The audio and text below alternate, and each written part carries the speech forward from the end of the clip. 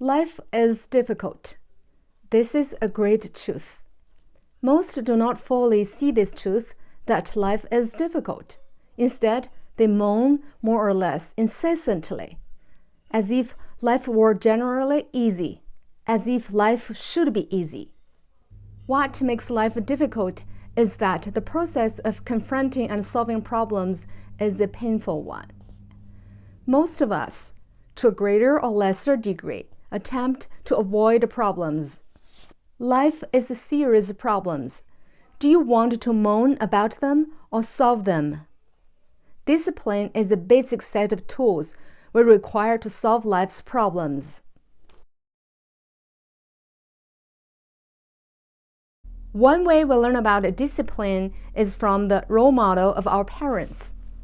If a child sees his parents day in and day out, behaving with self-discipline, restraint, dignity, and a capacity to order their own lives, then the child will come to feel in the deepest fibers of his being that this is the way to live. Some parents are the do as I say, not as I do parents. They may frequently get drunk in front of their children. They may fight with each other in front of their children without restraint. They make promises they don't keep. Their own lives are frequently and obviously in disorder and disarray, and their attempts to order the lives of their children seem therefore to make little sense to their children. Yet, even more important than role modeling is love. When we love something, it is of value to us, and when something is of value to us, we spend time with it. Time enjoying it, time taking care of it. Observe a teenager in love with his car and note the time he will spend admiring it, polishing it, repairing it, turning it. Or an older person with a beloved rose garden and the time spent pruning, fertilizing, and studying it. So, it is when we love children, we give them our time. Good discipline requires time. The parents who devote time to their children will observe how their children eat cake, how they study, when they tell subtle falsehoods, when they run away from problems rather than face them. In taking the time to observe and to think about their children's needs, loving parents will frequently agonize over the decisions to be made, and will, in a very real sense, suffer along with their children. The children are not blind to this. If my parents are willing to suffer with me, they will tell themselves, then suffering must not be so bad, and I should be willing to suffer with myself. This is the beginning of self-discipline. When children know that they are valued, when they truly feel valued in the deepest parts of themselves, then they feel valuable.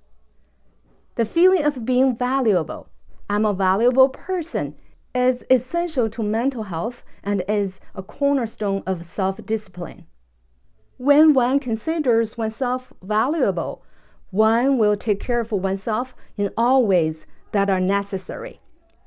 Self-discipline is self-caring. Let's examine the matter of time. If we feel ourselves valuable, then we will feel our time to be valuable. And if we feel our time to be valuable, then we will want to use it well. Self-care, in reverse, can evoke our feeling of being a valuable person. Self-care starts from spending time on yourself, alone time. Learn about yourself. Have some self-compassion for yourself. If one truly understands all the circumstances which made him as he is, one may have compassion for himself. We must recognize that, whereas we are for reasons beyond our control. And our parents, too, were caught in conflicts and could not help harming us. But we can break the cycle. You need to slow down, to have some quiet time in order to think clearly. Do something, take some action for yourself. There is a 2-minute meditation at the end of the video, or you can listen to some relaxing music. Take a few deep breaths. The contents of this video is from the book The Road Less Traveled by Peck. For the Chinese version of this video, please click the link above. Here comes the meditation. 2 minutes meditation with me. Find yourself a comfortable position. Relax. Close your eyes. Bring your attention to the touch of the seat. Take a deep breath through your nose. Fill up your lungs and down into your belly. Feel the air when exhale. Continue deep breathing.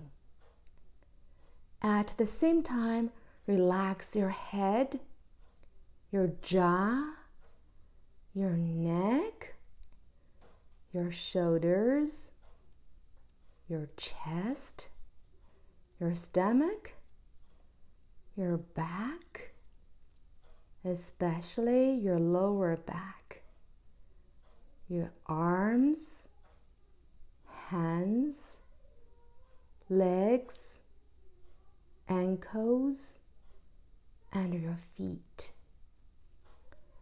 Let go of all the tension in your body.